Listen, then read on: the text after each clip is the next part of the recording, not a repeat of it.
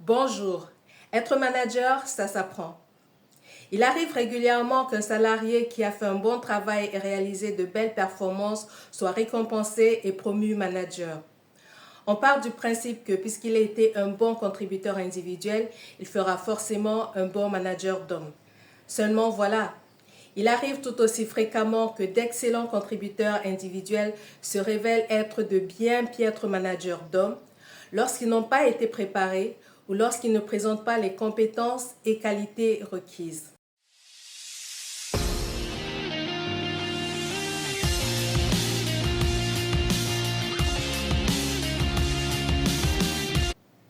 Je suis Marie-Caroline Kingé, consultante et associée gérante du cabinet conseil en management Makaki, cabinet spécialisé en ressources humaines, gouvernance d'entreprise, entrepreneuriat et égalité professionnelle.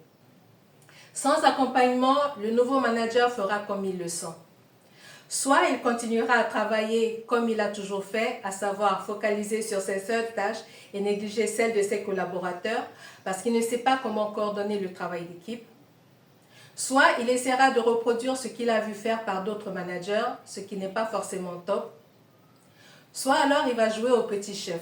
Et malheureusement, c'est le cas que nous rencontrons le plus souvent sur le terrain.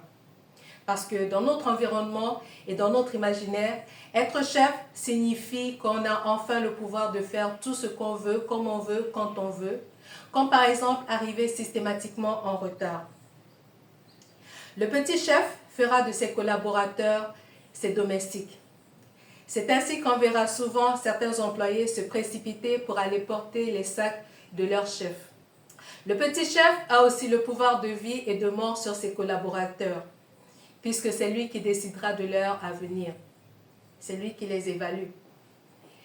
Et ce genre de manager est toujours prompt à critiquer le travail de ses collaborateurs. Ils ne sont jamais bons, sans jamais proposer de solutions pour améliorer leur performance. Égard au collaborateur qui osera faire des propositions, parce que c'est un affront fait au maître. Qu'est-ce qu'il veut montrer? Qu'il en sait plus que lui? Et puis, le petit chef, c'est celui qui sait tout mieux que tout le monde. En fait, le petit chef non seulement le vivra comme un affront personnel, mais surtout, il aura l'impression que le collaborateur veut mettre à nu son incompétence. Mais être manager ne signifie pas que vous devez savoir tout mieux que tout le monde, mieux que vos collaborateurs. Manager, c'est un métier qui s'apprend. Il ne s'agit plus de se gérer soi-même uniquement, mais de gérer une équipe, de motiver les troupes, d'instaurer un climat de travail propice à la productivité, d'accompagner les performances individuelles et collectives, d'encourager le travail d'équipe, bref, de tirer le meilleur de chaque collaborateur et de l'équipe pour atteindre les objectifs et réaliser de très bons résultats. Et pour réussir dans sa fonction, le manager doit être accompagné. Eh bien, je dirais que bien avant la prise de poste, il faut qu'il soit préparé. Il faut, dans un premier temps, que le nouveau manager soit conscient de sa posture de manager. C'est-à-dire que c'est lui qui va porter, endosser les valeurs de l'entreprise et c'est lui qui transmettra aussi la vision de l'entreprise à ses collaborateurs. Bien entendu, il faut qu'il connaisse ses rôles et responsabilités et c'est pourquoi il faut lui transmettre sa fiche de poste sur laquelle on a bien mis en évidence son rôle de coordonnateur d'équipe. En parlant d'équipe, il faut qu'il connaisse chaque membre. Qui est qui fait quoi, qui sait faire quoi, qui peut faire quoi, qui a quelles compétences et surtout qui a quelle personnalité parce qu'il devra gérer les personnalités. En parlant de personnalité, il faut qu'il soit conscient de son style de management, mais aussi qu'il apprenne les autres styles de management, parce qu'il aura à les alterner. Car on ne gère pas de la même façon un jeune diplômé sans expérience et un expert dans son domaine. Bien sûr, il faut qu'il connaisse les activités de son service, de son département, de sa direction, et quoi de mieux que les procédures qu'il pourra améliorer au fil du temps. Manager, c'est aussi communiquer et la communication commence par une bonne écoute, une écoute active.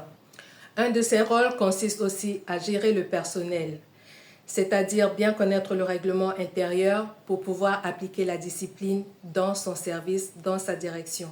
Vous me direz que la gestion du personnel, c'est le domaine des ressources humaines. Je suis d'accord avec vous, mais il n'empêche que dans son service, c'est le manager qui devra en premier jouer ce rôle.